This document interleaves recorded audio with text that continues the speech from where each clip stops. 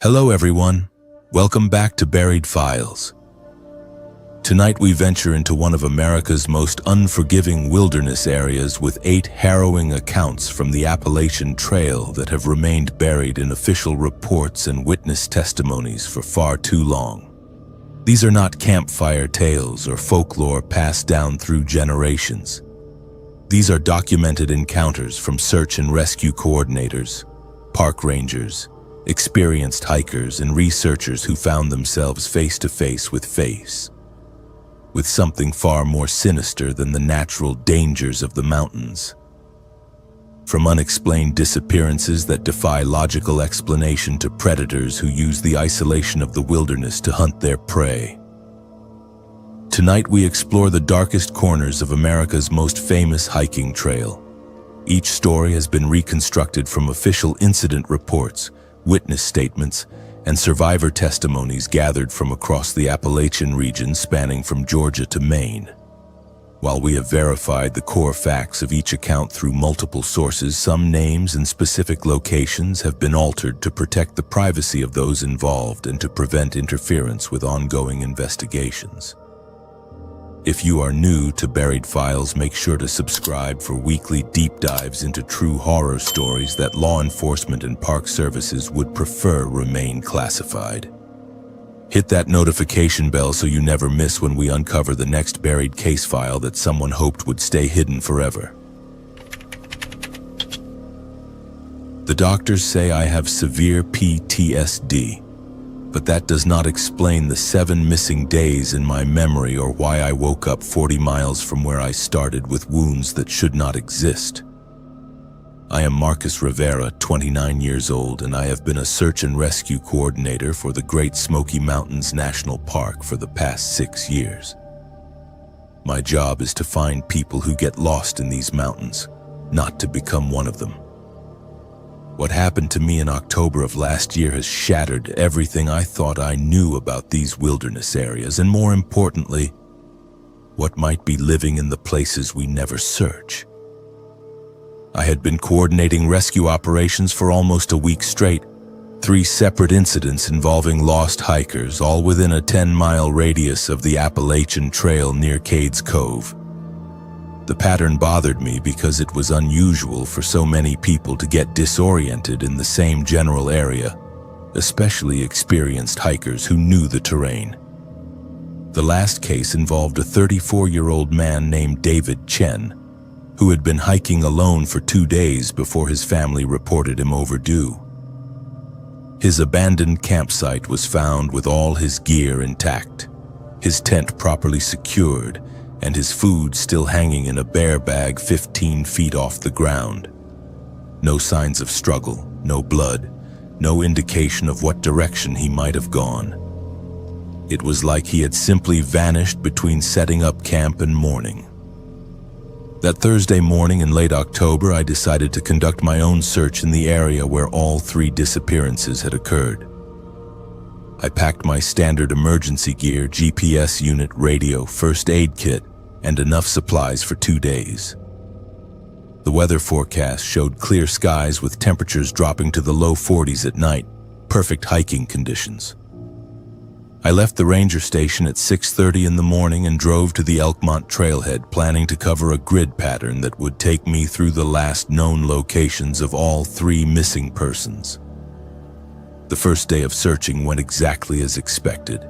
I covered approximately 12 miles of challenging terrain, documented several potential hazards like loose rock formations and unstable creek crossings, and radioed in status reports every 2 hours as required by department protocol. I found nothing unusual except for what appeared to be an old hunting blind about 3 miles off the main trail, constructed from natural materials and camouflaged so well that I almost missed it entirely. The construction was professional, with properly angled supports and weatherproofing that suggested someone had spent considerable time and effort building it. What struck me as odd was its location, deep in an area where hunting had been prohibited for over 20 years. I made camp that evening near Porter's Creek, following all the standard backcountry regulations. I secured my food properly, set up my tent on level ground away from potential rockfall areas, and conducted a final radio check at 8:15 p.m. The dispatcher confirmed clear reception and logged my position coordinates. That was my last memory for 7 days. The next thing I remember with any clarity is waking up on a narrow ridge approximately 40 miles northeast of where I had made camp, lying face down in a pile of wet leaves with my head pounding and my entire body feeling like I had been hit by a truck. My hiking boots were missing. My jacket was torn in multiple places. Most disturbing of all, I was wearing a wool sweater that did not belong to me. Dark green with a cable knit pattern at least 2 sizes too large. The fabric smelled like wood smoke and something else I could not identify. Something organic and unpleasant. When I tried to stand, I discovered that both of my ankles were severely bruised and swollen. My left shoulder had been dislocated and inexpertly reset, leaving my arm nearly useless. I had scratches and cuts covering most of my exposed skin, some fresh and still bleeding. Others partially healed as if they were several days old. The most unsettling discovery was a series of small puncture wounds on my forearms, perfectly round and evenly spaced, like someone had been testing the sharpness of a knife or other pointed instrument. My backpack was missing, along with all my emergency supplies, radio, and GPS unit. I had no way to determine exactly where I was or how to get back to a main trail. The terrain was unfamiliar despite my extensive knowledge of the park boundaries. I was looking at rock formations and tree patterns I had never seen before in 6 years of working these mountains. The vegetation was different too, with species of ferns and mosses that seemed out of place for the elevation and climate zone. I spent the next 6 hours limping through dense forest, following what appeared to be animal trails that occasionally widened into something resembling old logging roads. I was severely dehydrated and increasingly disoriented when I finally heard voices in the distance. A group of day hikers found me stumbling along a creek bed about 2 miles from the Cosby campground, wearing that oversized sweater and a pair of canvas pants that were also not mine. They said I looked like I had been living in the woods for weeks. The paramedics who treated me at the scene documented injuries consistent with prolonged exposure and physical trauma. My core body temperature was dangerously low. I was dehydrated to the point of kidney stress. The puncture wounds on my arms showed signs of infection, and I had lost nearly 15 pounds. Blood tests revealed traces of a sedative compound that the doctors could not identify, something plant-based that was not in any of their standard reference materials. The most disturbing revelation came when I was being processed at the hospital. According to Park Service records, I had been reported missing on Friday morning when I failed to check in as scheduled. A massive search operation involving over 40 personnel, helicopters, and tracking dogs had been conducted for 6 days. They had found my abandoned vehicle at the Elkmont trailhead and discovered my campsite exactly where I had left it, but with one crucial difference. My tent had been collapsed and packed away as if I had broken camp normally. My food was no longer hanging in the bear bag, but stored properly in my backpack, which was sitting neatly beside the cold fire ring. The search teams had covered every square mile within a 20-mile radius of my last known position. They had followed every trail, checked every shelter, and investigated every possible route I might have taken. Not one person had found any trace of me or any indication of where I might have gone. According to the incident reports, it was as if I had simply ceased to exist for 7 days before reappearing 40 miles away in completely different clothing with injuries that made no medical sense. During my debriefing with park investigators, I was shown photographs of the items that had been left behind at my campsite. Among my carefully packed gear was a notebook I had never seen before, leather bound with pages covered in handwriting that was definitely not mine. The text appeared to be some kind of observational log, with detailed descriptions of hiking patterns, weather conditions, and what the author referred to as harvest schedules. Most entries were dated from the past 3 months, all focusing on the same general area where the 3 hikers had disappeared. The notebook contained crude maps marking locations throughout the park, with symbols indicating various types of shelters or hiding places. One page had a detailed sketch of the hunting blind I had discovered on my first day, along with measurements and notes about capacity and seasonal usage.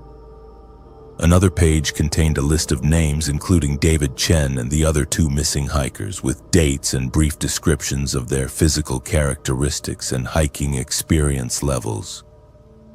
The final entry in the notebook was dated the day before I disappeared. It contained a description of my daily search pattern, my radio check schedule, and an eerily accurate prediction of where I would make camp that night. At the bottom of the page, in different handwriting, someone had written, "This one knows too much. Long-term storage required, useful for future operations." When I asked to examine the notebook more closely, the investigators told me it had been sent to FBI behavioral analysis specialists and was no longer available for review. They classified my case as a medical emergency with probable head injury causing amnesia, despite the fact that I showed no signs of traumatic brain injury and my cognitive functions were completely normal.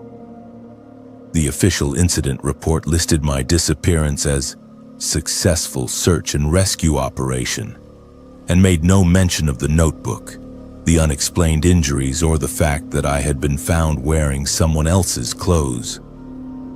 I returned to work after a month of medical leave, but I was reassigned to office duties and prohibited from conducting field operations. My supervisor said it was temporary, just until I had fully recovered, but I could tell from his expression that he did not expect me to ever be cleared for backcountry work again. The 3 missing hikers were never found, and their cases were eventually classified as presumed fatalities due to wilderness accidents. I started having nightmares within a few weeks of returning to work. Always the same scenario. I am lying on a wooden floor in complete darkness, unable to move, while voices above me discuss logistics and timing. Sometimes I can smell that wood smoke and organic odor from the sweater.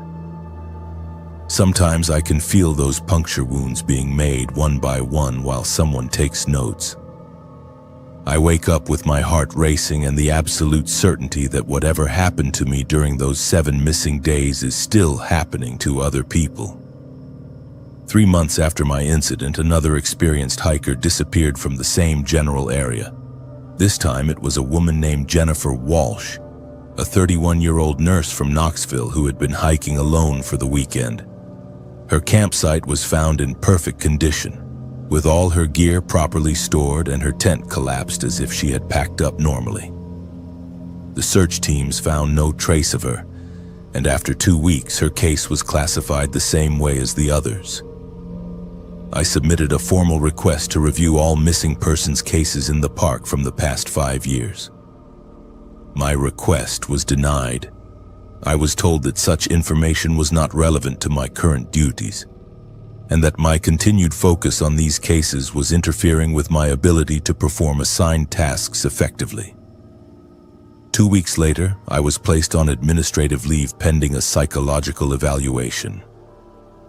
I am sharing this story now because I believe someone is systematically hunting people in these mountains, and the Park Service either does not want to acknowledge the pattern or they know about it and are choosing to cover it up. Those 7 missing days haunt me every night, not just because I cannot remember what happened, but because I am terrified I might remember eventually. And I am absolutely certain that whatever facility or operation I was held in is still out there, still active, still taking people who will never be found. The Appalachian Trail runs for over 2,000 miles through some of the most remote wilderness in North America. If someone wanted to disappear people permanently, they could not ask for a better hunting ground. I am sharing this because the families deserve to know the truth about what happened to the Appalachian youth group that disappeared in October 2019 and why I was the only one who came back. My name is Diana Kowalski. I am 34 years old, and I was an environmental scientist working for the Pennsylvania Department of Conservation when I volunteered to lead what was supposed to be an educational hiking expedition for at-risk teenagers from Pittsburgh. What started as a 3-day wilderness therapy program turned into the worst nightmare imaginable, and 4 years later I still wake up screaming about the choices I had to make to survive. The Appalachian Youth Group was a non-profit organization that worked with teenagers who had been in trouble with the juvenile justice system.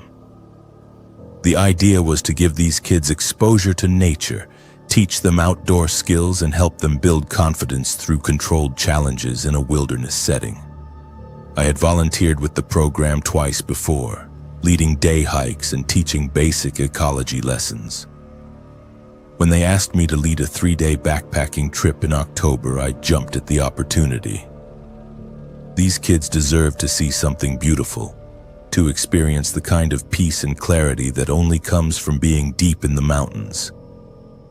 Our group consisted of 7 teenagers between the ages of 15 and 17, plus myself and Marcus Thompson, a 28-year-old counselor who had been working with the program for 2 years.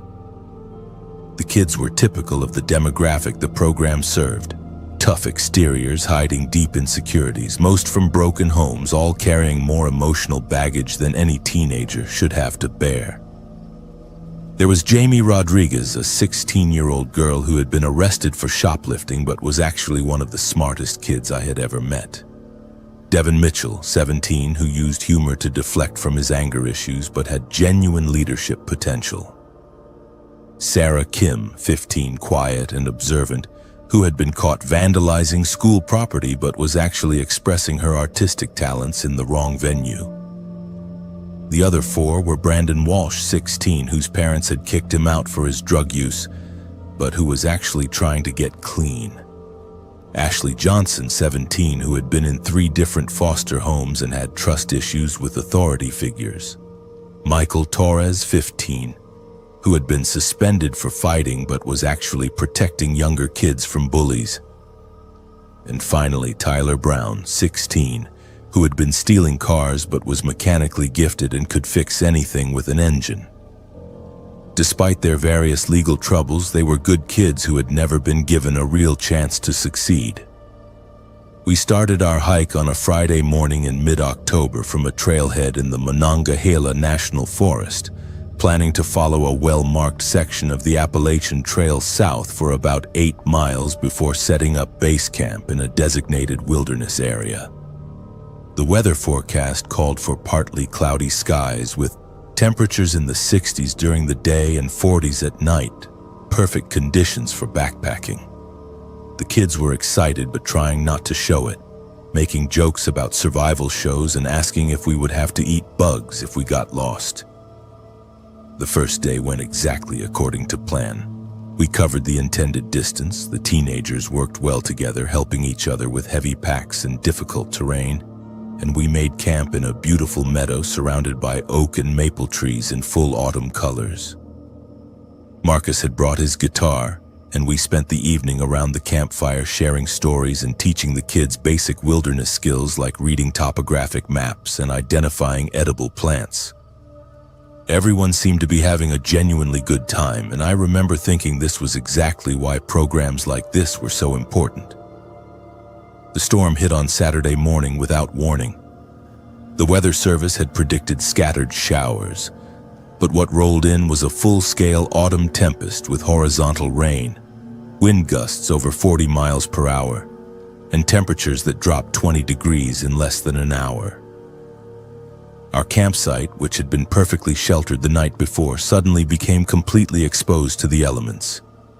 The kids' lightweight tents started collapsing, and it became clear that we needed to find better shelter immediately.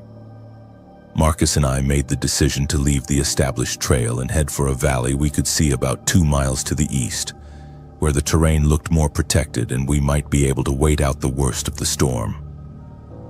It was a reasonable decision based on the information we had. But it was also the moment everything started to go wrong. The valley was not marked on any of our topographic maps, which should have been our first warning sign. The terrain was rougher than it appeared from a distance, and the storm made navigation extremely difficult. By the time we reached the valley floor, we were all soaking wet, exhausted, and borderline hypothermic. The teenagers were scared but trying to stay brave, cracking jokes about being on a survival reality show and asking if there would be immunity challenges. We found what appeared to be an old hunting cabin tucked back in the trees, abandoned but structurally sound enough to provide shelter from the wind and rain. Marcus and I decided to wait out the storm there before attempting to return to the main trail.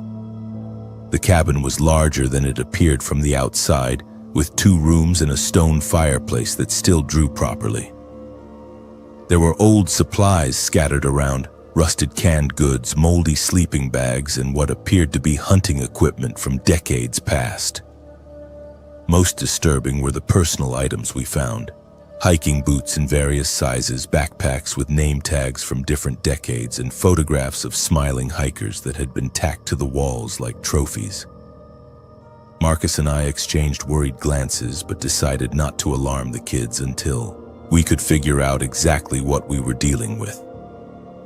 The storm lasted for 2 full days, much longer than any weather service had predicted.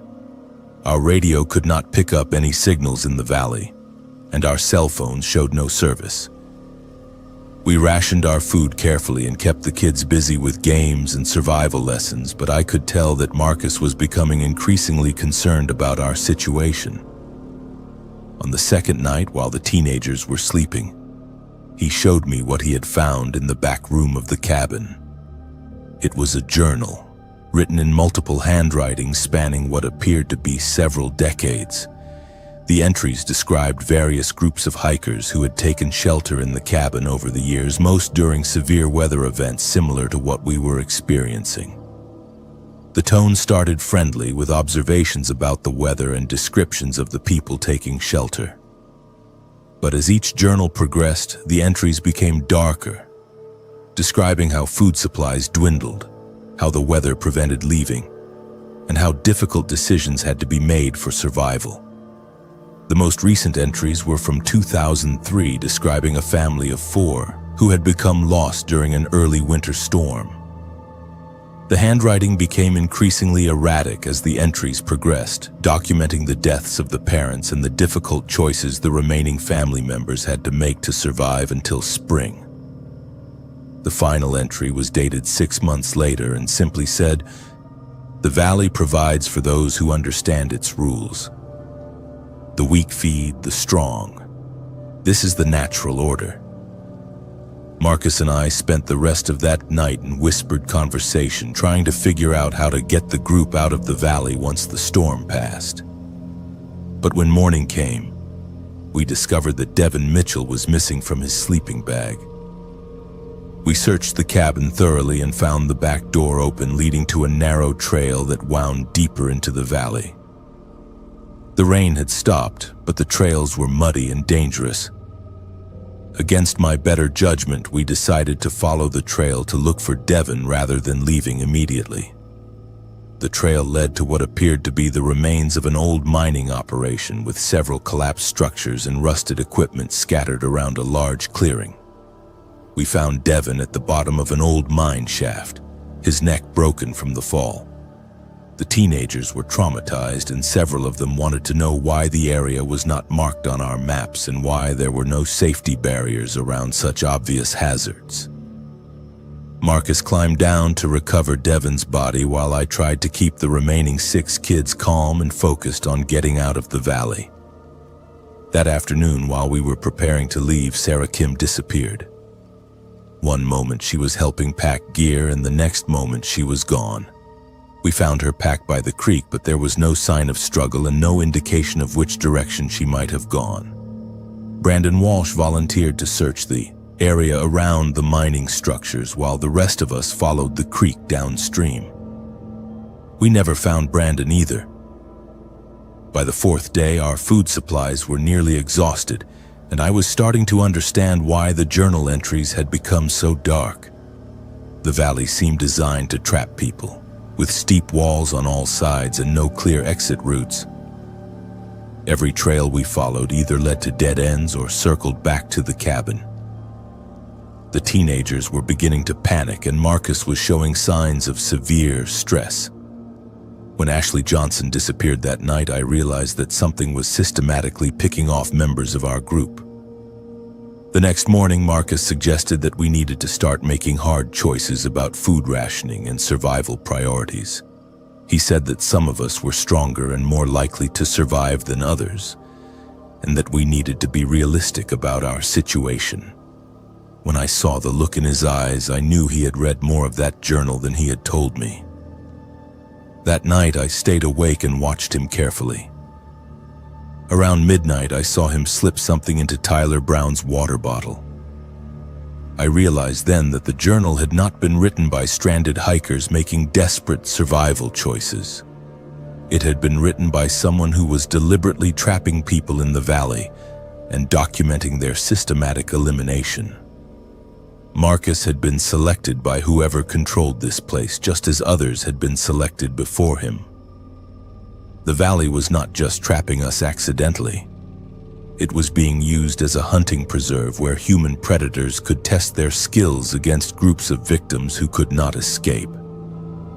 I killed Marcus Thompson with a rock while he slept, crushing his skull to prevent him from drugging any more of the teenagers. Jamie Rodriguez and Michael Torres were the only kids left alive by then, and I told them we were leaving the valley that morning no matter what it took. We followed the creek upstream until we found a route up the valley wall that was steep but climbable. It took us 6 hours to reach the rim, but we made it out. The official report listed the incident as a tragic hiking accident caused by severe weather and difficult terrain. 5 teenagers and 1 adult counselor died from exposure and falls in unmapped wilderness area. I was praised for saving 2 lives under impossible circumstances.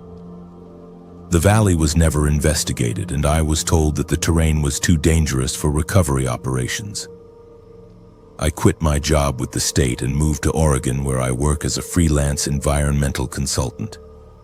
But I still have nightmares about that journal and the realization that there are places in our wilderness areas where human monsters use the isolation to hunt other humans for sport. And sometimes I wonder how many other valleys like that one exist in the remote sections of the Appalachian Trail, waiting for the next group of victims to seek shelter from a storm. After 35 years of law enforcement, I thought I had seen everything. I moved to the Virginia Blue Ridge for peace and quiet. Instead, I found something that has been hunting hikers for longer than anyone realizes. My name is Vincent Nakamura. I am 61 years old and I am a retired police detective from Sacramento, California. I came to the Shenandoah Valley in 2018 to enjoy my retirement, maybe do some hiking and get away from the urban violence that had consumed most of my career. What I discovered in these mountains made my worst homicide cases look like parking violations. I bought a small cabin about 3 miles outside of Front Royal, Virginia, right on the edge of the Shenandoah National Park. The property had been on the market for 2 years because it was considered too isolated for most buyers, but isolation was exactly what I was looking for. The cabin sat on 12 acres of heavily forested land, with a creek running through the back portion of the property. The Appalachian Trail passed within half a mile of my back fence line, and I could hear hikers talking and laughing as they passed by during the busy season.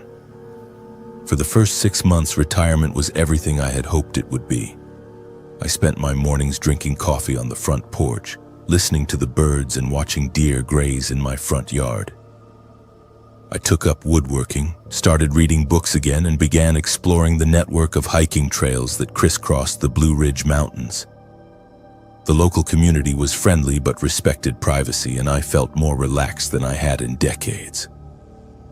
The first sign that something was wrong came in early spring of 2019, when I started noticing patterns in the missing persons reports that were published in the local newspaper.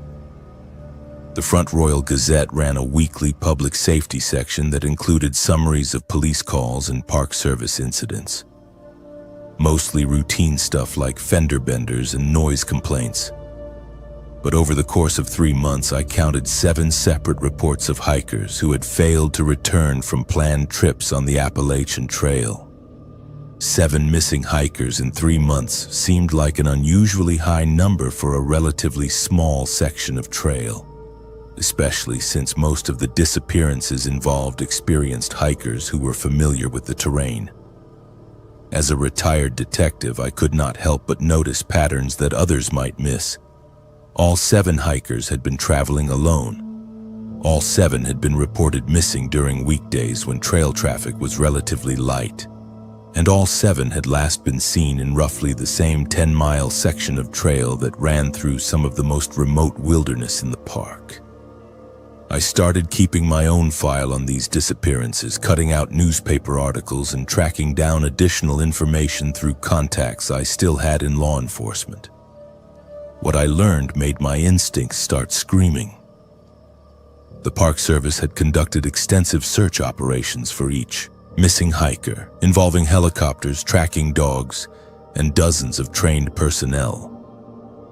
Despite covering thousands of acres and following every possible route, they had found no trace of any of the missing persons. No abandoned equipment, no clothing, no human remains. 7 experienced hikers had simply vanished without leaving any evidence of what had happened to them. The breakthrough came in May 2019 when I was hiking a section of the Appalachian Trail myself and decided to explore some of the side trails that branched off into the deeper wilderness. About 4 miles from the main trail, I discovered what appeared to be a hunting camp tucked into a narrow valley that was completely hidden from any established hiking route. The camp consisted of several permanent structures built from natural materials, including a large cabin, what looked like storage buildings, and a series of smaller outbuildings that I could not immediately identify. The construction was professional quality with proper foundations, weatherproofing, and even what appeared to be a solar power system partially concealed under camouflage netting. This was not some temporary hunting camp or wilderness survival shelter. Someone had invested significant time, money, and effort into creating a permanent facility deep in protected wilderness where no development was supposed to exist. I observed the camp from a concealed position for several hours, using binoculars to document the layout and look for signs of current occupation. The place appeared deserted, but something about it felt wrong in a way that triggered every instinct I had developed during 3 decades of police work. The outbuildings were positioned in a defensive pattern with clear sight lines in all directions and multiple escape routes through the surrounding forest. This was the kind of setup you would expect to find in a military compound or a drug operation, not a hunting camp. When I was confident that nobody was around, I moved closer to investigate. The main cabin was unlocked, and what I found inside made my blood run cold. The interior was set up like a command center, with topographical maps covering one entire wall, marked with colored pins and notes written in a tight, precise handwriting. The maps showed the entire Appalachian Trail corridor through Virginia, with detailed annotations about hiking patterns, seasonal traffic, and what appeared to be optimal locations for intercepting solitary hikers. One wall contained dozens of photographs, all showing hikers on various sections of the trail. The photos had been taken with a telephoto lens from concealed positions, and each one was labeled with a date, time, and detailed physical description of the subject. Some photos showed the same hikers over multiple days, as if someone had been following their progress along the trail and documenting their movements. Many of the faces in the photographs matched missing persons reports I had collected from local newspapers. The most disturbing discovery was a detailed journal that documented what the author called harvesting operations going back over 15 years. The entries were written in the same precise handwriting as the map annotations, and they described a systematic program of stalking and capturing solitary hikers.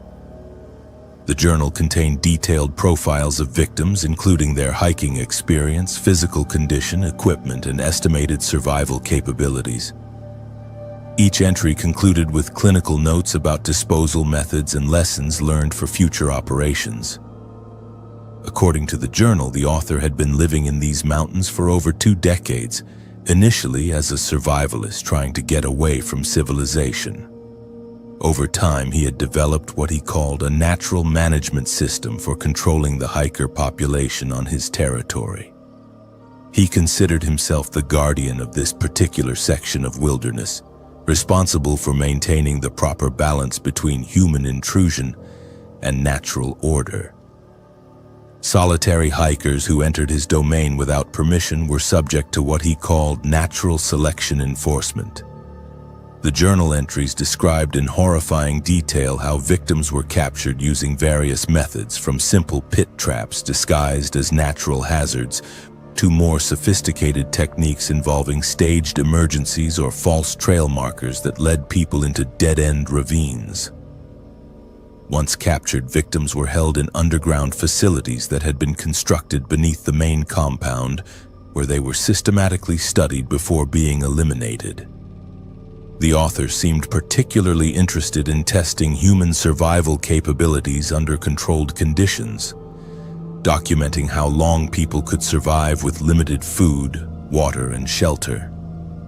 I photographed every page of the journal, every map notation, and every photograph on the walls before getting out of that compound as quickly as possible. Back at my cabin, I spent the rest of the night going through the evidence and trying to process what I had discovered. This was not just a serial killer operating in the wilderness. This was someone who had turned a section of the Appalachian Trail into his personal hunting preserve, where he had been systematically murdering hikers for over 15 years without anyone noticing the pattern. The next morning, I drove to the Virginia State Police headquarters in Culpeper and requested a meeting with the detective division. I brought copies of all the evidence I had collected, along with my analysis of the missing persons pattern and the location coordinates for the hidden compound.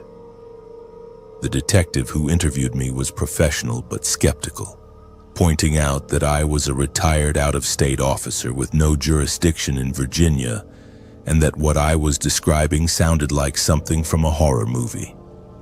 However, when I showed them the photographs and journal entries, their attitude changed completely.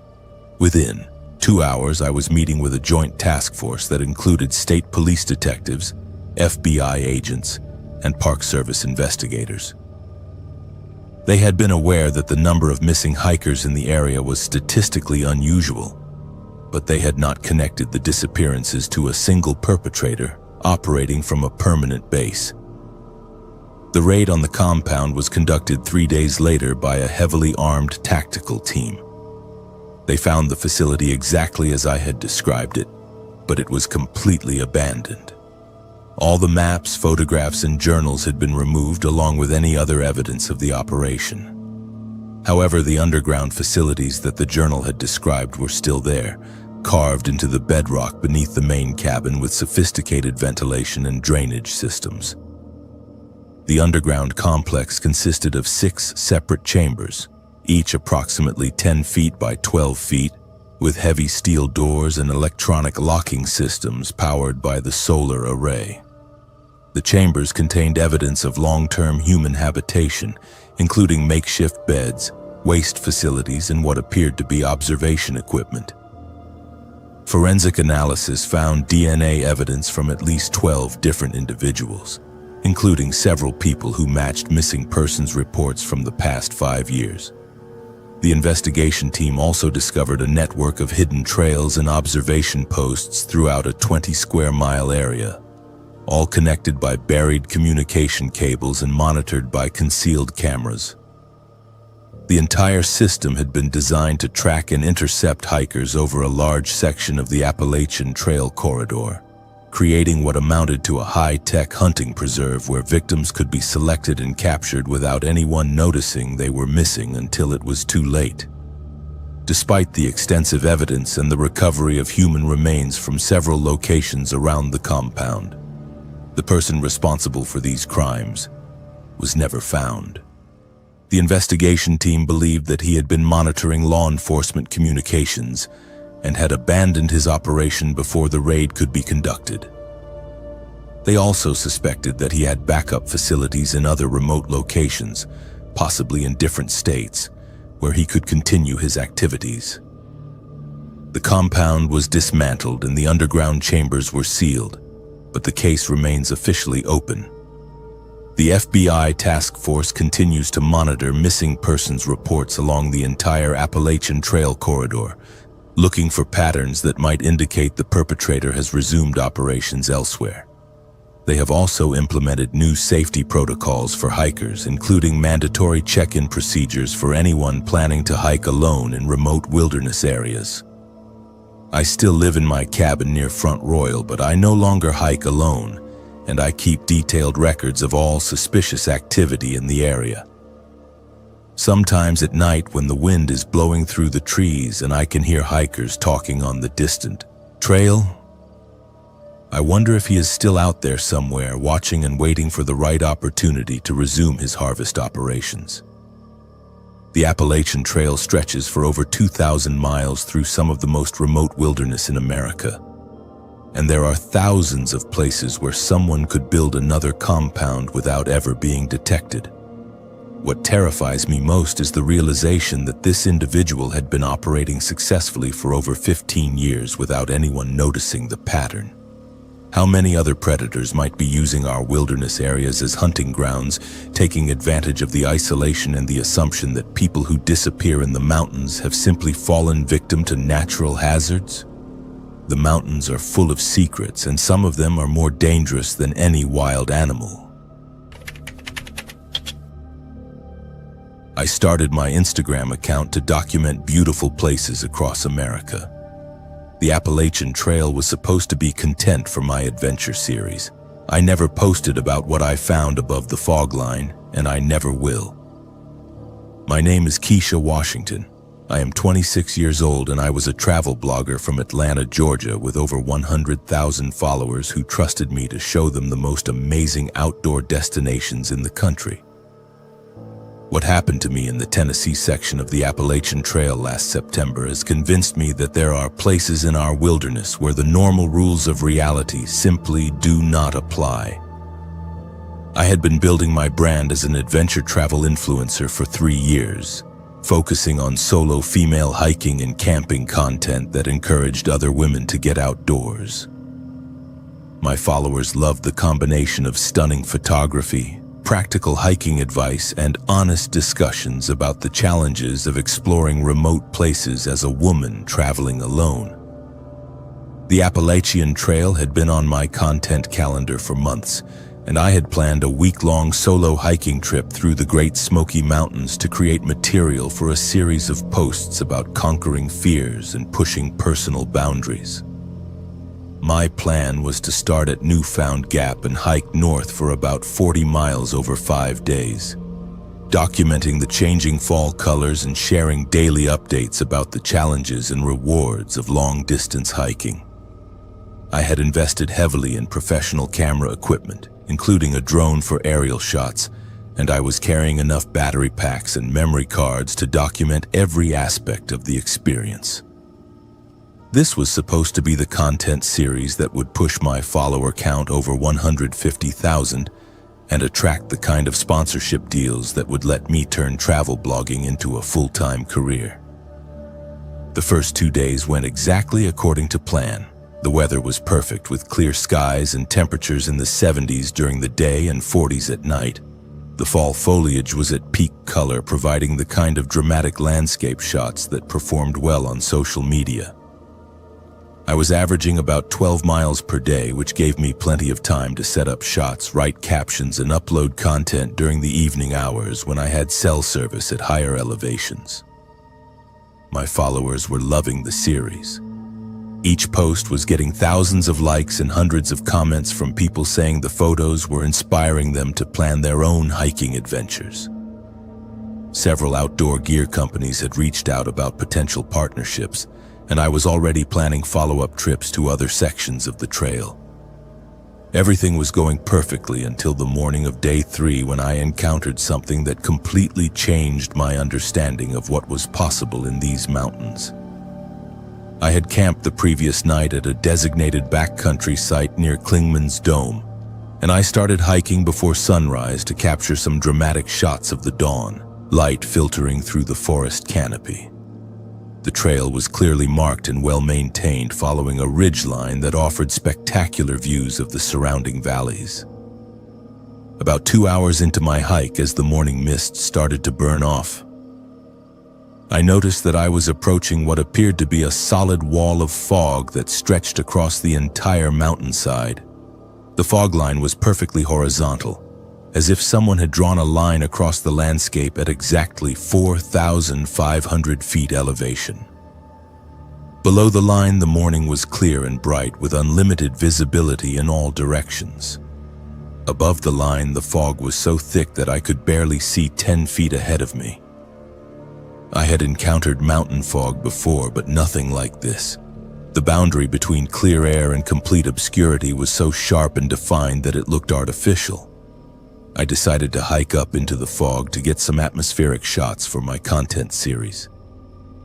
Fog can create incredibly dramatic photography conditions, and I thought my followers would love to see the contrast between the clear views below and the mysterious conditions above.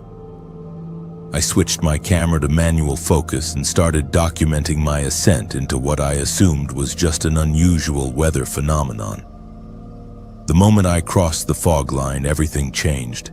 The temperature dropped by at least 20 degrees instantly, and the air became thick and humid in a way that made breathing difficult. More disturbing, the fog seemed to muffle sound in an unnatural way. I could no longer hear birds singing, insects buzzing, or even the sound of my own footsteps on the trail. The silence was so complete that I could hear my own heartbeat and the sound of blood flowing through my ears. My GPS unit immediately lost signal, which was unusual because I was still on a high ridgeline with clear sky above the fog layer. My phone showed no service, even though I had been getting strong signals just minutes before. Most disturbing of all, my compass started spinning wildly, unable to find magnetic north. I had been hiking for years and had never encountered conditions that could affect multiple navigation instruments simultaneously. I decided to continue hiking for a few more minutes to see if the conditions would improve, but instead they became increasingly strange. The trail, which had been clearly marked and well-maintained below the fog line, started to become overgrown and difficult to follow. The white blazes that marked the Appalachian Trail seemed to fade and disappear, replaced by blazes of different colors that I did not recognize. Some were painted in faded red, others in blue or yellow, and they did not seem to follow any logical pattern or direction. After about 20 minutes of hiking in these conditions, I encountered another hiker coming from the opposite direction. This should have been reassuring, but instead it was deeply unsettling. The hiker was an elderly man wearing gear that looked like it was from the 1970s, including a heavy canvas backpack and leather hiking boots that had been out of style for decades. His clothes were clean and in good condition, but the styles were completely wrong for modern hiking gear. When I called out a greeting, he stopped and stared at me with a confused expression, as if he had never seen anyone dressed like me before. He asked me what year it was, which I thought was a strange joke until I realized he was completely serious. When I told him it was 2023, he became visibly upset and said that was impossible, because he had only been hiking for 2 days since leaving his car at the trailhead in 1978. He insisted that it was still October 1978 and that I was mistaken about the current date. I tried to show him my phone as proof of the current date, but he acted like he had never seen a smartphone before. He examined it carefully, turning it over in his hands and asking me how the screen could display moving pictures without being connected to a television. When I tried to explain digital technology, he looked at me like I was speaking a foreign language. The conversation became increasingly surreal until he finally said he needed to continue hiking to meet his hiking partner who was waiting for him at a shelter that should have been reached hours ago. After he disappeared back into the fog, I tried to process what had just happened. Either I had encountered someone with severe mental health issues who was living some kind of elaborate fantasy, or something was seriously wrong with the conditions above the fog line. I decided to turn around and return to the clear area below, but when I tried to retrace my steps, I could not find the trail I had used to ascend into the fog. I spent the next several hours wandering through the fog, trying to find a way back down to the clear area below. Every direction I tried seemed to lead me deeper into the mountains, and the trails I followed kept branching and changing in ways that made no logical sense. I encountered 2 more hikers during this time, both of whom claimed to be from different decades and both of whom seemed genuinely confused about the current date and modern technology. One was a young woman who insisted it was 1985 and who was wearing bright neon hiking gear that looked like it had just come from the store. She was carrying a Walkman and kept asking me why my music player did not have a tape deck. The other was a middle-aged man who claimed it was 1992 and who became extremely agitated when I could not explain why I did not recognize the brand names on his equipment, all of which had apparently been discontinued decades ago. The most disturbing part of these encounters was that all 3 hikers seemed to be experiencing time normally from their own perspective. They claimed to have been hiking for only a few hours or days, and they showed no signs of having been lost in the wilderness for decades. Their gear was clean, their food supplies were fresh, and they appeared to be in good physical condition. It was as if time was moving differently for each person above the fog line, with everyone trapped in their own temporal bubble while experiencing the same physical space. By late afternoon, I was becoming seriously concerned about my ability to find my way back to the main trail. My camera equipment was draining batteries at an abnormal rate, and several of my electronic devices had stopped working entirely. The fog showed no signs of lifting, and I was starting to wonder if I would be able to find my way out before dark. That was when I encountered something that convinced me I needed to get out of this area by any means necessary. I was following what appeared to be a trail marker when I came across a small clearing where dozens of backpacks and pieces of hiking equipment were arranged in neat rows, as if someone had been collecting them for years. The equipment spanned multiple decades, from modern ultralight gear to heavy canvas packs that looked like they belonged in a museum.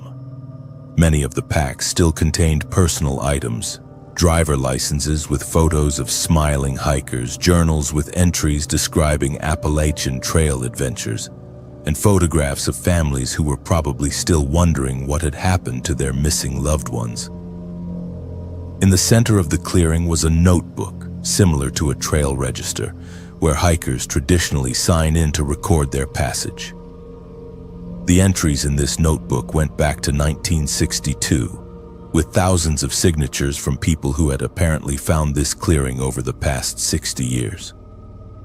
The entries were written in dozens of different handwritings, but they all described the same experience: getting lost in fog above a certain elevation, encountering other hikers from different time periods, and being unable to find their way back to the main trail. The most recent entry was dated 3 days ago, written by someone who claimed to have been wandering in the fog for what felt like weeks, but who insisted that his watch showed he had only been hiking for a few hours.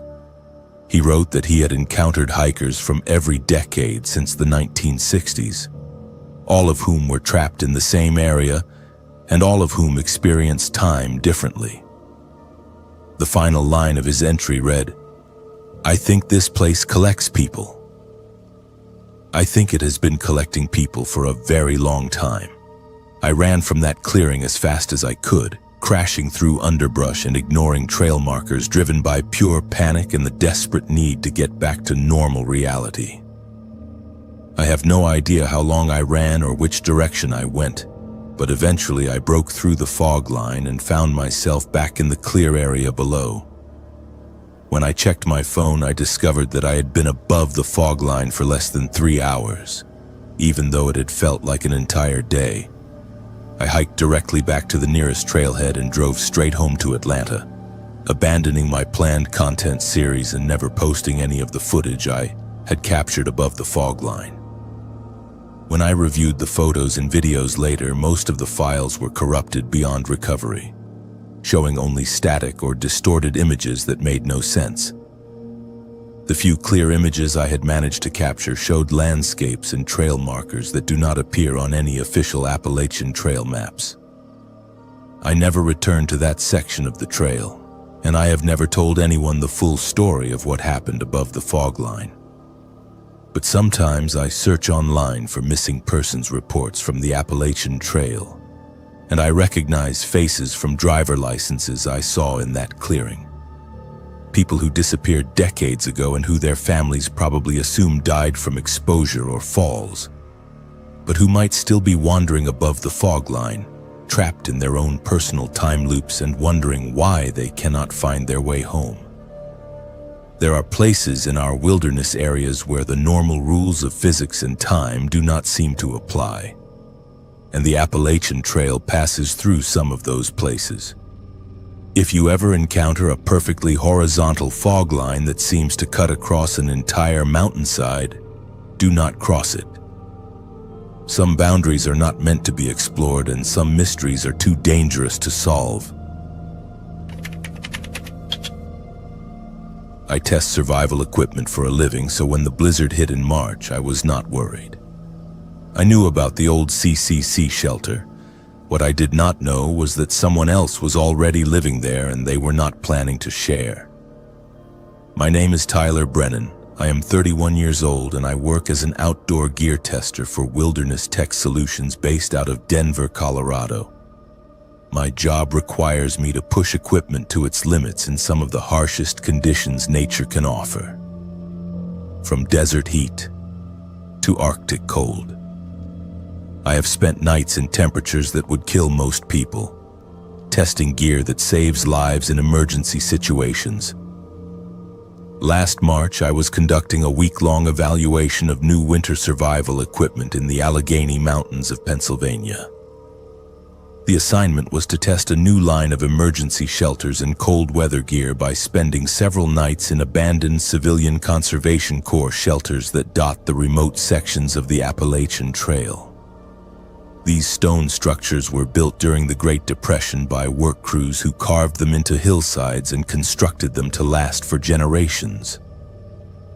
Most hikers avoid them now because they are associated with ghost stories and urban legends, but they provide perfect conditions for testing how modern gear performs in primitive shelters. The weather forecast called for a moderate winter storm, exactly the kind of conditions I needed to properly evaluate the equipment. I planned to spend 3 nights in different CCC shelters documenting how the gear performed in temperatures ranging from 20 to -10 degrees Fahrenheit. The shelter I targeted for the second night was located about 8 miles off the main trail, accessible only by an unmarked path that required GPS navigation to find. The blizzard hit 6 hours ahead of schedule and with an intensity that made the forecast look like a joke. What was supposed to be 4 to 6 inches of snow turned into 18 inches with wind gusts over 50 miles per hour. By mid-afternoon, I was hiking through conditions that would have been dangerous even with a full rescue team on standby.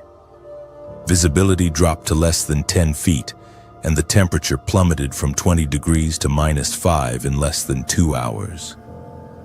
I reached the 300 shelter just as the storm reached its peak intensity, and I was relieved to find the heavy wooden door partially open. I pushed inside and immediately felt the temperature difference. The shelter was constructed from fitted fieldstone with a peaked roof that had been designed to shed snow and channel wind around the structure rather than through it. The interior was a single room about 12 feet by 16 feet, with stone benches built into the walls and a small fireplace in the corner that still had a functional chimney. What struck me immediately was that someone had been using the shelter recently. There was a neat stack of seasoned firewood by the entrance, far more than any casual hiker would have carried in. A thick wool blanket was folded on one of the stone benches, along with a metal cup and a wooden bowl that looked hand-carved. Most telling were the fresh ashes in the fireplace and the faint smell of wood smoke that indicated a fire had been burning within the past few hours. I called out to announce my presence, but received no response except the echo of my own voice off the stone walls. Assuming the occupant was out checking trap lines or gathering wood, I settled my gear on the opposite side of the shelter and began setting up my testing equipment. I started a small fire using some of the available wood, figuring I could replace it or compensate the owner when they returned. The shelter warmed quickly, and I spent the evening documenting how my gear performed in the controlled environment. The new sleeping bag maintained core body temperature effectively, and the emergency shelter components worked exactly as designed. I was pleased with the test results and looked forward to completing the evaluation over the next 2 days. Around midnight, I was awakened by the sound of heavy footsteps crunching through the snow outside. I grabbed my headlamp and cautiously opened the door, shining the beam into the storm. A figure emerged from the swirling snow, a man of medium height wearing multiple layers of wool clothing and carrying what appeared to be several dead rabbits slung over his shoulder. His face was mostly hidden by a thick beard and a knit cap pulled low over his eyes. He introduced himself simply as Eli and explained that this shelter had been his home for the past 3 winters. He was polite but wary, making it clear that he was not accustomed to sharing his space with strangers. However, he acknowledged that the storm was too dangerous for anyone to be traveling and agreed to let me stay the night provided I respected his territorial boundaries and did not interfere with his survival routines. Eli was clearly an experienced woodsman who had been living off the land for an extended period. He skinned and prepared the rabbits with practiced efficiency, using tools that he had obviously crafted himself. He shared some of the meat with me, cooked over the fire in a way that showed he had perfected the technique through necessity rather than recreation. His knowledge of the mountains was extensive, and he seemed to know every trail, creek, and landmark within a 20-mile radius. As the night progressed, our conversation revealed that Eli had been monitoring the area for signs of other people and had detailed knowledge of hiking patterns along the remote trails. He mentioned several hikers who had passed through the area over the past few months, describing their gear, their apparent experience levels, and their planned routes with unsettling accuracy. When I asked how he had gathered such detailed information, he explained that he maintained a network of observation posts throughout his territory and made it his business to know who was traveling through his domain. The next morning, I discovered that some of my gear had been moved during the night. My water bottles had been partially drained and my backup knife was missing from my pack. When I confronted Eli about this, he admitted to taking the knife but claimed it was a necessary precaution. He said he had learned to be suspicious of anyone who carried weapons in his territory, because armed strangers usually meant trouble for someone living as he did. The storm continued through the second day with no sign of letting up. Eli became increasingly agitated as the hours passed, frequently checking the door and windows as if expecting something dangerous to appear. He told me that severe weather often drove desperate people to do desperate things and that isolated shelters like this one attracted individuals who were fleeing from law enforcement or other dangerous situations. That afternoon, while Eli was outside checking his trap lines, I noticed additional items in the shelter that I had not seen before. There were several backpacks of different sizes and styles tucked behind one of the stone benches, along with hiking boots, water bottles, and other personal items that clearly belonged to different people. When I examined the items more closely, I found identification cards and wallets belonging to at least 4 different hikers, all with recent dates. When Eli returned, I confronted him about the items I had found. His demeanor changed completely, becoming hostile and defensive. He claimed that the items belonged to hikers who had stayed in the shelter over the past few years and had left things behind when they departed. However, his explanation did not account for the personal identification and valuable items that no hiker would abandon voluntarily. That evening, Eli's behavior became increasingly erratic. He blocked the door when I attempted to step outside, claiming that something was stalking the area and that it was too dangerous for anyone to leave the shelter. He insisted that several hikers had disappeared from this area over the past 2 years and that their bodies had never been found. When I pointed out that he seemed to know an unusual amount about these disappearances, he became aggressive and accused me of being an undercover law enforcement officer. On the 3rd morning, with the storm finally beginning to ease, I decided it was time to leave regardless of Eli's objections. I packed my gear quickly and headed for the door, but found it would not open.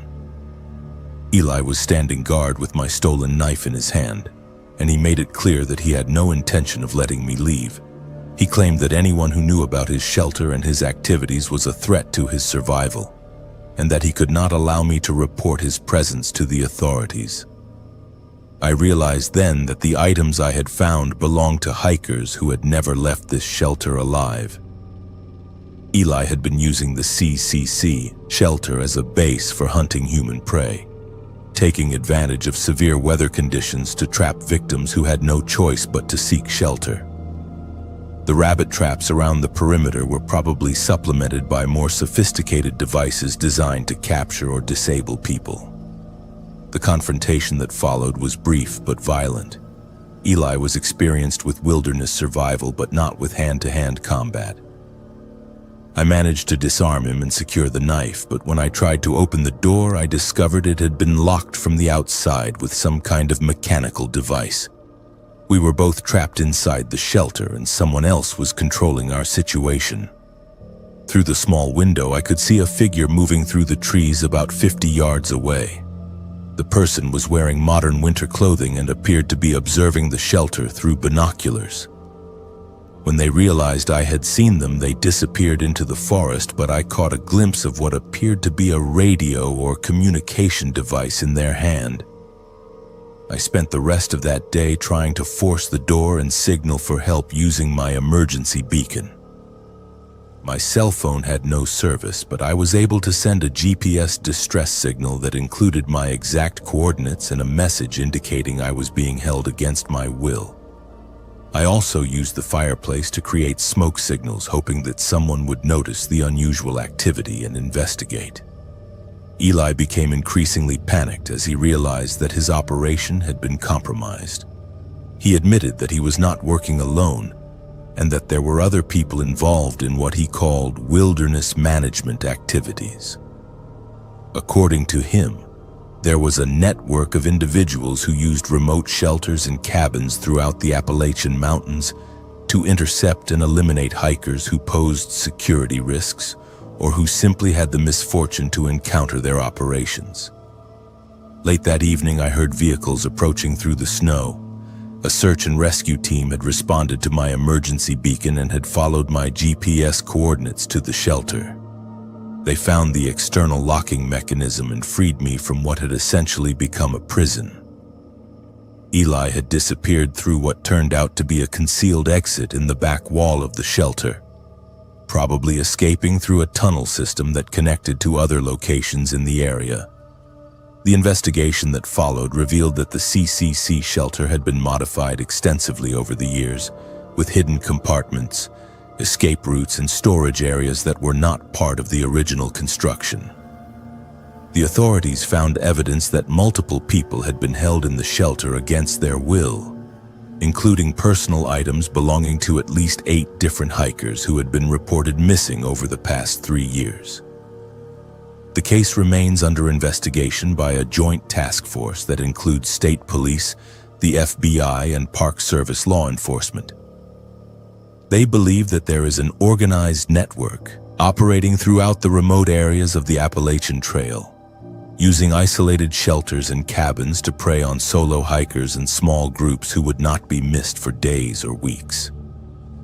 The network appears to have been active for several years and may be responsible for dozens of disappearances that were previously attributed to natural causes or accidents. I returned to my job testing survival equipment, but I no longer work alone in remote areas, and I avoid any location that does not have reliable communication with the outside world. The experience taught me that the greatest dangers in wilderness areas are not always natural hazards like weather, terrain, or wild animals. Sometimes the most dangerous predators are the ones who have learned to use our wilderness areas as hunting grounds where they can operate without interference from law enforcement or witnesses. The Appalachian Trail passes through thousands of square miles of remote wilderness where a person could disappear without a trace. If you are planning to hike alone in isolated areas, make sure someone knows exactly where you will be and when you plan to return. And if you encounter any abandoned shelters or structures that show signs of recent modification or unusual activity, do not investigate alone. Some mysteries in the wilderness are too dangerous to solve without backup. I came to the Appalachians to study how sound travels through mountain valleys. My grant was to research natural acoustics. Instead, I discovered that some sounds in these mountains are not natural at all. My name is Dr. Amara Okafor. I am 38 years old, and I am an acoustic researcher specializing in environmental soundscapes at the University of Texas at Austin. I received a National Science Foundation grant to conduct a comprehensive study of acoustic phenomena in mountainous terrain, specifically focusing on how complex topography affects sound transmission and creates unique audio environments. The location I selected for my research was a remote valley in the Allegheny Mountains of Pennsylvania, approximately 15 miles from the nearest marked trail. The valley was perfect for my study because it was completely enclosed by steep ridgelines that created natural amphitheater conditions, allowing me to document how sound waves bounced between different elevations and how various geological features influenced acoustic properties. I established a field research station in the valley bottom, complete with sensitive recording equipment, computer analysis systems, and a network of remote microphones positioned throughout the area. For the first 4 months, my research progressed exactly according to plan. I documented the natural soundscape of the valley throughout different seasons, recording everything from birdsong at dawn to the subtle sounds of nocturnal animals moving through the underbrush. I conducted controlled experiments using calibrated speakers placed at various elevations, measuring how sound intensity decreased with distance and how different frequencies were absorbed or reflected by the surrounding terrain. The data I was collecting was exactly what I needed to complete my doctoral thesis and potentially secure additional research funding.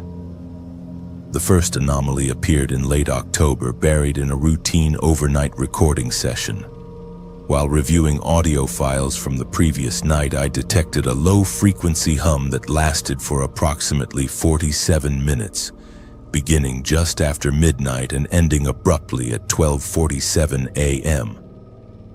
The frequency was consistent at 28 Hz, well below the range of most natural environmental sounds, and it seemed to emanate from multiple locations simultaneously, rather than having a single point source.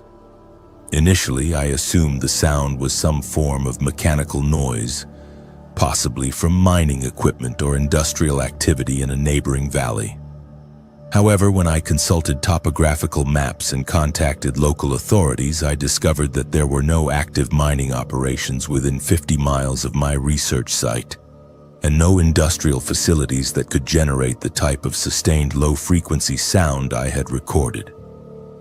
Over the next several weeks, the anomalous recordings became more frequent and more complex. In addition to the low-frequency hum, I began picking up what sounded like rhythmic tapping patterns, electronic interference that resembled digital communication signals, and most disturbing of all, what appeared to be human voices speaking in fragments of different languages. The voices were always distant and distorted, as if they were being transmitted through multiple layers of electronic processing, but they were clearly articulating words and phrases in English, Spanish, German, and what might have been Russian or Eastern European languages. The pattern that emerged was deeply unsettling. The anomalous sounds only occurred between midnight and 3 a.m., always when atmospheric conditions were most stable and natural ambient noise was at its lowest. The voices seemed to be engaged in some form of communication, with different speakers responding to each other across time delays that suggested they were transmitting from various locations throughout the valley and possibly beyond. I expanded my monitoring network, placing additional microphones at higher elevations and using directional recording equipment to try to pinpoint the source of these transmissions. What I discovered challenged everything I thought I knew about the acoustic properties of natural environments. The sounds were not originating from any single location, but were being generated by a sophisticated network of hidden audio devices that had been installed throughout the valley ecosystem. My breakthrough came during a systematic survey of the valley's eastern ridge, where my equipment had consistently detected the strongest signal sources. Camouflaged among the natural vegetation, I found a series of small electronic devices mounted on tree trunks approximately 8 feet above ground level. Each device was roughly the size of a paperback book, powered by solar panels that were nearly invisible among the leaves and connected to the others by thin cables that had been buried just below the soil surface. The devices were clearly professional-grade equipment, manufactured to military specifications and designed for long-term deployment in hostile environments. Each unit contained a small speaker, a sensitive microphone, and what appeared to be a digital processing system capable of receiving, modifying, and retransmitting audio signals. The network extended throughout the entire valley, with over 30 individual units working in coordination to create a comprehensive acoustic manipulation system. Following the buried cables led me to a much larger installation hidden beneath a dense stand of hemlock trees on the valley's northern slope. What I initially thought was a natural rock formation turned out to be a carefully camouflaged bunker, constructed from reinforced concrete and covered with years of accumulated forest debris. The entrance was concealed behind a section of artificial rock that swung open on hidden hinges when I accidentally activated a pressure switch while examining what I thought was a natural boulder. The interior of the bunker was a sophisticated command center containing banks of computers, audio processing equipment, and monitoring systems that were actively recording and analyzing acoustic data from throughout the Appalachian region. Multiple screens displayed real-time audio waveforms from hundreds of remote monitoring stations, creating a comprehensive map of sound activity across thousands of square miles of wilderness. The facility was clearly designed for long-term operation, with its own power generation system, climate control, and living quarters for at least 4 people. According to the documentation I found in the facility, this was one node in a larger network called Project Resonance, which had been conducting acoustic surveillance and psychological manipulation experiments in remote wilderness areas for over 8 years. The project appeared to be testing the effectiveness of infrasound, subsonic frequencies, and artificially generated audio phenomena in inducing disorientation, paranoia, and other psychological responses in human subjects who encountered the modified soundscapes. The target subjects were primarily solo hikers, hunters, and researchers who spent extended periods alone in remote areas where their psychological responses could be monitored without interference from other people.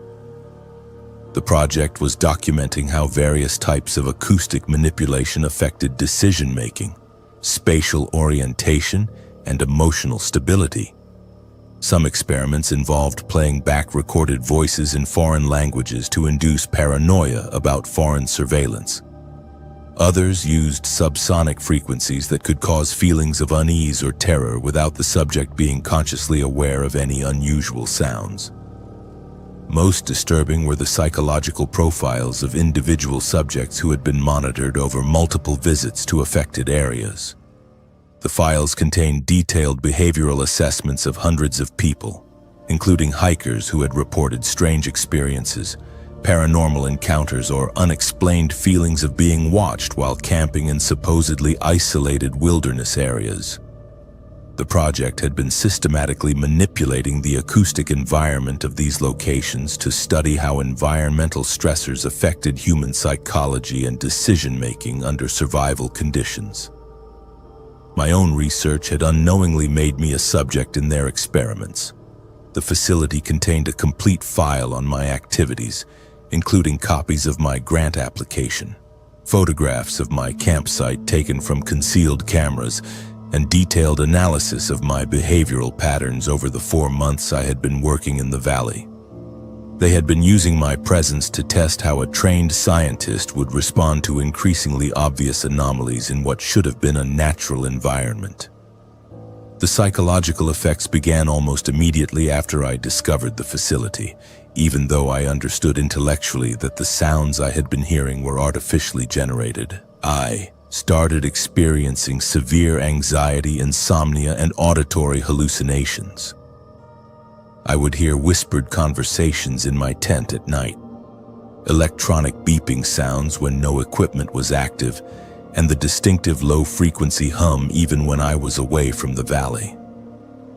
The manipulation had been more effective than I realized, conditioning my nervous system to respond to acoustic triggers that continued to affect me even after I understood their artificial nature.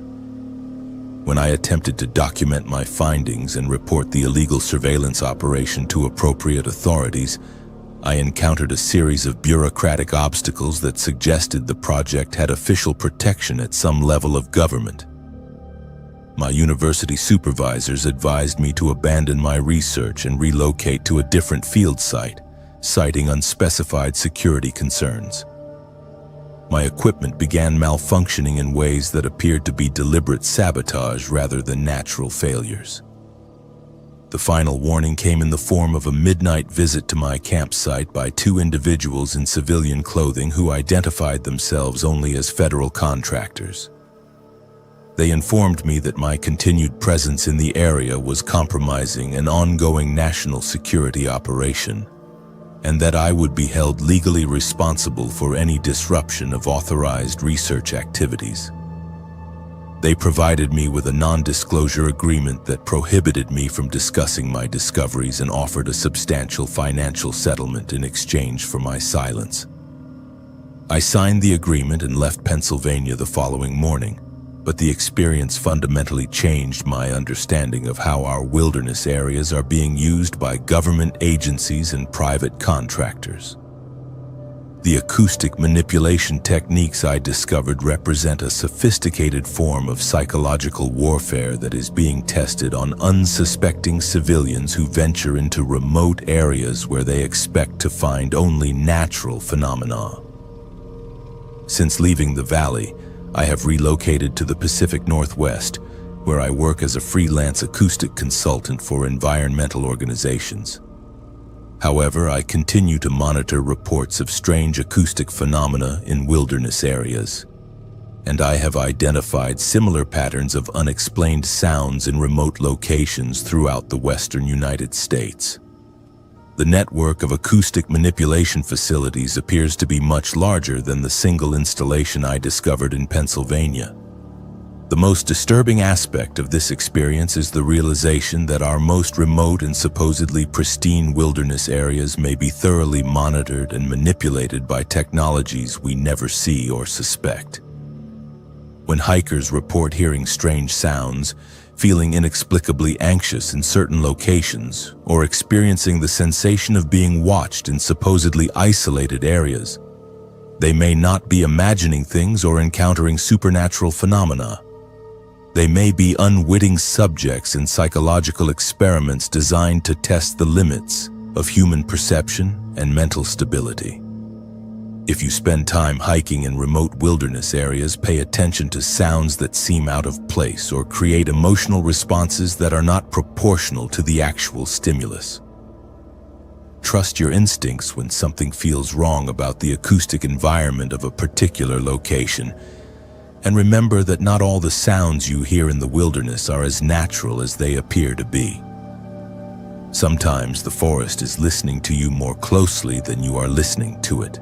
And sometimes the most effective predators are the ones you never see, hear, or suspect are there. My grandfather guided hunters in these Kentucky mountains for 50 years. My father did it for 30. I was supposed to continue the tradition. After last hunting season, I will never set foot in those woods again. My name is Jasper McCallum. I am 42 years old and I moved here from Montana 15 years ago when I married my wife Emma, whose family had deep roots in eastern Kentucky.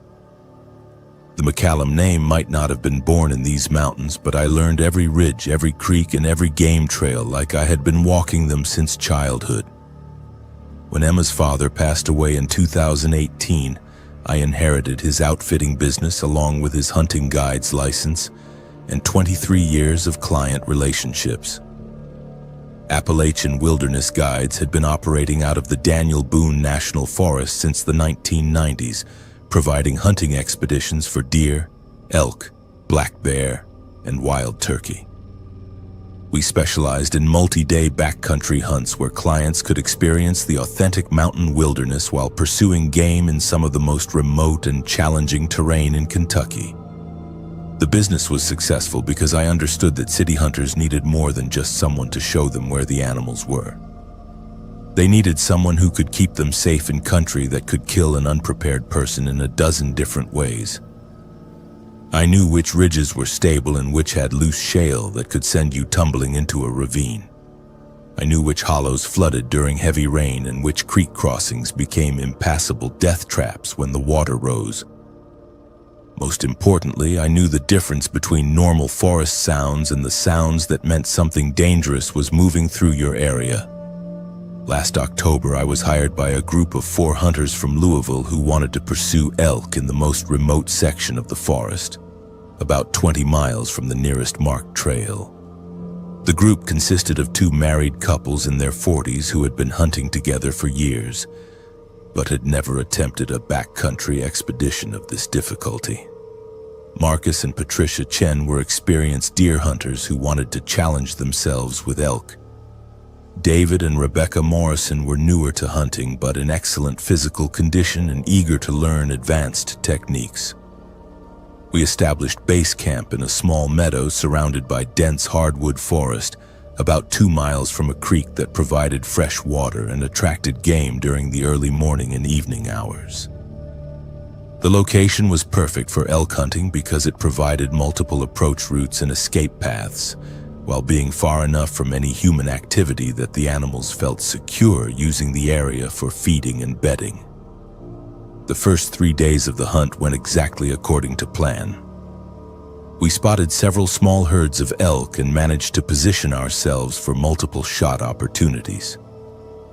Marcus successfully harvested a mature bull elk on the 2nd day, and David took a cow elk on the 3rd day. Both kills were clean and ethical, and the hunters were thrilled with their success. We spent the 4th day processing the meat and preparing it for transport, planning to hike out the following morning. That evening, while we were sitting around the campfire discussing the details of the hunt, Patricia mentioned that she had been hearing strange sounds during the night. She described them as whispered conversations in a language she did not recognize, coming from different directions around our campsite. When I asked for more specifics, she said the voices seemed to move in a circle around us, always staying just outside the range of our flashlights, and that they seemed to be discussing our group in a way that made her extremely uncomfortable. I told the group that remote wilderness areas often produce acoustic phenomena that can sound like human voices, especially when wind moves through rock formations or dense vegetation. I had heard similar reports from other clients over the years, and I attributed them to the psychological effects of spending time in unfamiliar and potentially dangerous environments. However, Patricia insisted that what she was hearing was definitely human speech, and that the speakers seemed to know details about our hunt and our personal lives that strangers could not possibly know. The next morning, we broke camp early and began the long hike back to our vehicles. The trail was difficult but well marked, and we made good time despite carrying heavy packs loaded with elk meat and hunting equipment. We stopped for lunch at a creek crossing about halfway to the trailhead, and that was when Rebecca Morrison disappeared. She had been walking third in our single-file line, directly behind her husband David and ahead of Patricia Chen. When we stopped to rest and eat, David turned around to hand Rebecca her water bottle and discovered that she was not there. We immediately backtracked along the trail, calling her name and searching for any sign of where she might have left the group. We found her backpack about a quarter-mile behind us, sitting neatly beside the trail as if she had placed it there deliberately. But there was no indication of which direction she had gone or why she had removed her pack. We spent the rest of that day and the entire following day conducting an intensive search of the area around where Rebecca had disappeared. I used every tracking technique I knew, following game trails, checking creek beds, and examining every possible route she might have taken. The other hunters spread out in a grid pattern, calling her name and listening for any response.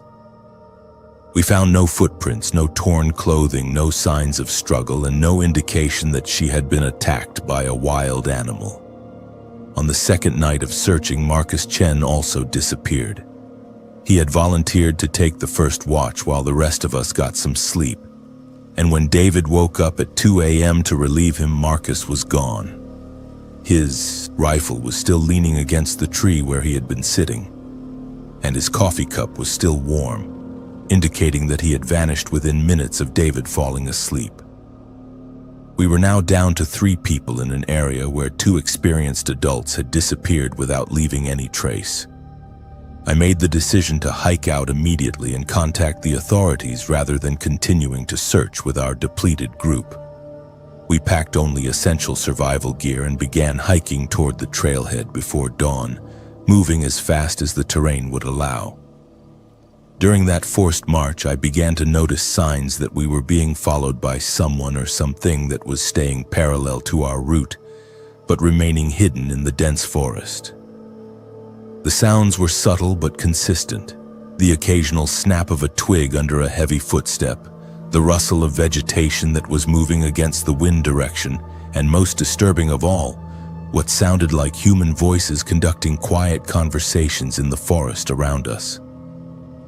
The voices were too distant and muffled to understand individual words, but the rhythm and tone were definitely human speech rather than animal sounds. We reached the trailhead late that afternoon and immediately contacted the Kentucky State Police, who launched a comprehensive search and rescue operation involving helicopters, tracking dogs, and over 40 trained personnel. The search continued for 6 days and covered nearly 50 square miles of mountainous terrain, but no trace of Marcus Chen or Rebecca Morrison was ever found.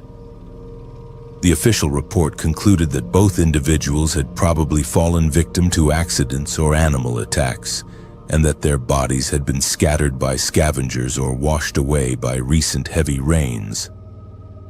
However, 3 weeks after the official search was called off, I returned to the area alone to conduct my own investigation. I was convinced that something more than accidents or animal attacks was responsible for the disappearances, and I wanted to examine the area more thoroughly than had been possible during the emergency search operation. What I found during that solo investigation changed my understanding of what was happening in these mountains. Hidden in a steep ravine about 3 miles from where Marcus and Rebecca had disappeared, I discovered a large cave system that showed clear evidence of human habitation.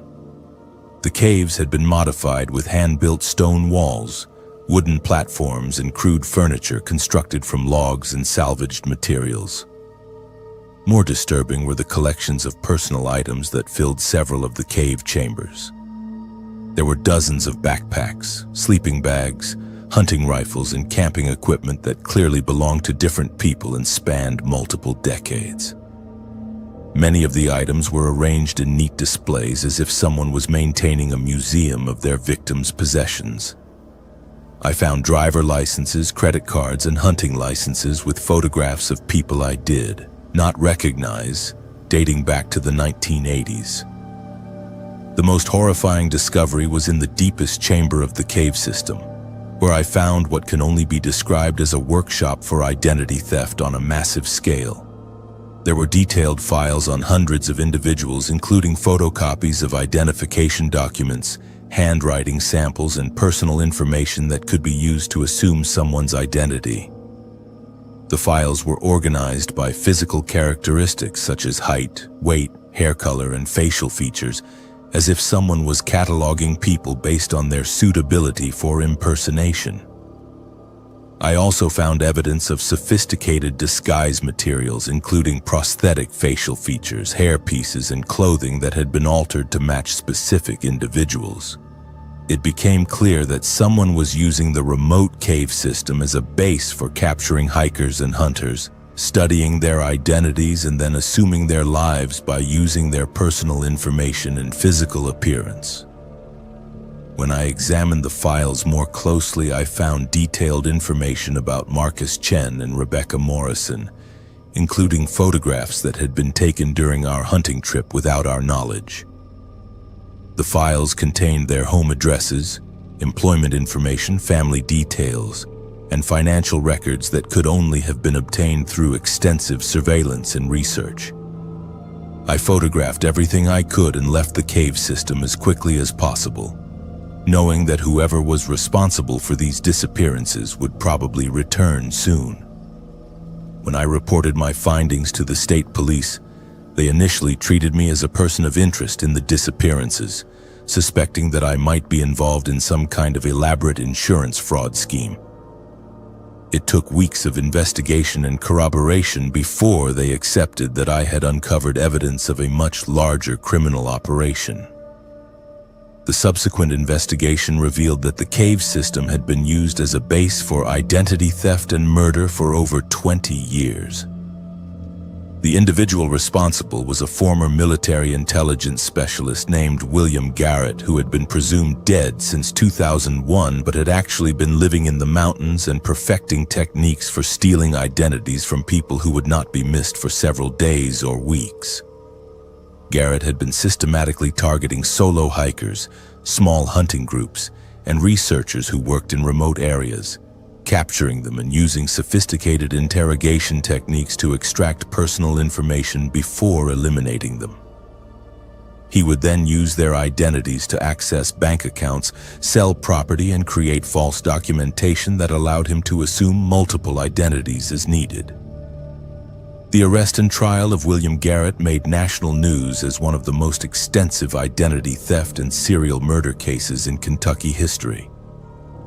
Evidence found in the cave system linked him to over 30 disappearances spanning 2 decades, including several cases that had been classified as accidental deaths or animal attacks.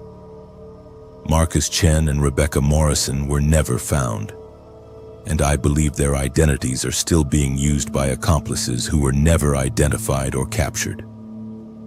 The mountains that had been my livelihood and my passion became a reminder of how evil can hide in the most beautiful and seemingly peaceful places.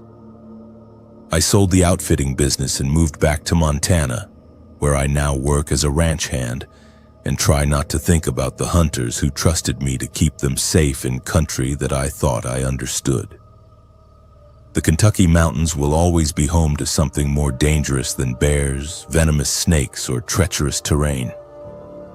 Sometimes the greatest predators are the ones who have learned to wear the faces and live the lives of their victims. I moved to North Carolina to help maintain the Appalachian Trail because I wanted to help people. Trail angels are supposed to provide aid and comfort to hikers. I found out some angels are actually something much darker. My name is Isabella Fernandez. I am 35 years old and I relocated to the Blue Ridge Mountains from Phoenix, Arizona in 2019 after burning out from 10 years as an EMT in urban emergency services. I thought that working as a trail maintenance coordinator and volunteer trail angel would be the perfect way to use my medical skills while finding peace in the wilderness I had always loved. Trail angels are volunteers who provide assistance to long-distance hikers, offering everything from rides to grocery stores and hot meals to emergency medical care and safe places to rest. The community of trail angels along the Appalachian Trail is legendary for their generosity and dedication to helping strangers complete one of the most challenging hiking adventures in North America. When I moved to North Carolina, I was eager to become part of this tradition of selfless service. I rented a small cabin about 5 miles from the trail in the Nantahala National Forest and began volunteering with the Carolina Mountain Club, which coordinates trail maintenance and hiker services throughout the region. My EMT background made me particularly valuable for providing medical assistance to hikers who were dealing with everything from blisters and dehydration to more serious injuries like broken bones or severe allergic reactions. For the first year, the work was exactly what I had hoped it would be. I spent my days clearing fallen trees from trail sections, repairing damaged bridges and shelters, and maintaining the network of emergency supply caches that provided life-saving resources for hikers in distress.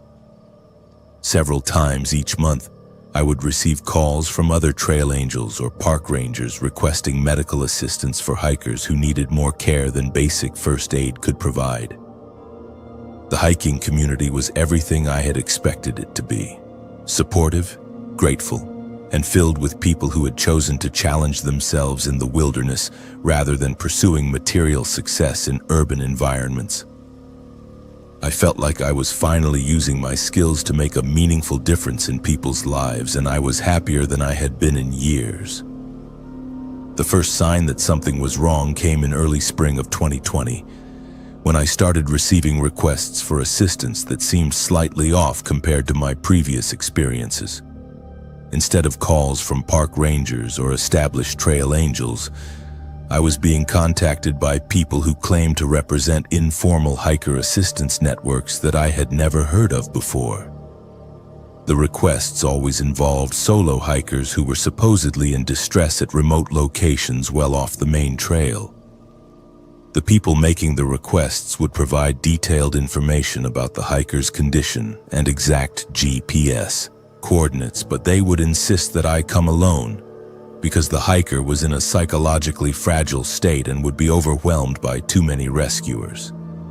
They also emphasized that these were unofficial rescues that should not be reported to park authorities because the hikers were trying to avoid legal complications related to unpermitted camping or other minor violations. Initially, I assumed these requests were coming from an underground network of hikers who were trying to help each other while avoiding bureaucratic complications with park regulations. I responded to 3 of these calls during March and April, hiking to remote locations with my medical equipment to assist hikers who were supposedly suffering from severe dehydration, altitude sickness, or injuries from falls. In each case, when I arrived at the specified coordinates, I found a hiker who matched the description I had been given, exhibiting the symptoms I had been told to expect. However, there were subtle details about these encounters that made me increasingly uncomfortable. The hikers seemed unusually disoriented and confused, often unable to provide clear accounts of how they had become injured or lost. They were also carrying gear that was either inadequate for the conditions they claimed to have been hiking in, or was in much better condition than would be expected after the ordeals they described. Most disturbing was that all 3 hikers insisted on being treated at the remote locations rather than being evacuated to proper medical facilities, even when their conditions seemed to require more advanced care than I could provide in the field. They claimed to have philosophical objections to traditional medical institutions and said they preferred to rely on natural healing methods and the assistance of the hiking community. The pattern became clear during my 4th response call in late April. I was contacted by someone claiming that a female hiker in her 20s had fallen from a cliff and was suffering from a possible spinal injury in a location that required a 2-hour hike through dense forest to reach. When I arrived at the coordinates, I found the hiker exactly as described, lying on a makeshift stretcher and displaying symptoms consistent with serious back trauma. However, while I was conducting my medical assessment, I noticed that we were being observed by at least 3 other people who were positioned in concealed locations around our position. When I called out to them and asked for their assistance, they disappeared into the forest without responding. The injured hiker became extremely agitated when I mentioned seeing other people and insisted that we were completely alone in the area. During my treatment of her injuries, the hiker made several statements that convinced me something was seriously wrong with the situation. She referred to other trail angels who had assisted her in recent weeks, describing them in ways that suggested she had been moved between different locations and treated by multiple people. She also mentioned being given medications that had made her feel confused and disoriented, and she asked me whether the people who had been helping her were really trying to help or were using her for some other purpose. When I suggested that we needed to evacuate her to a hospital for proper treatment of her spinal injury, she became panicked and begged me not to contact any official authorities. She said that the people who had been taking care of her had warned her that involving park rangers or medical personnel would result in serious legal consequences for everyone involved.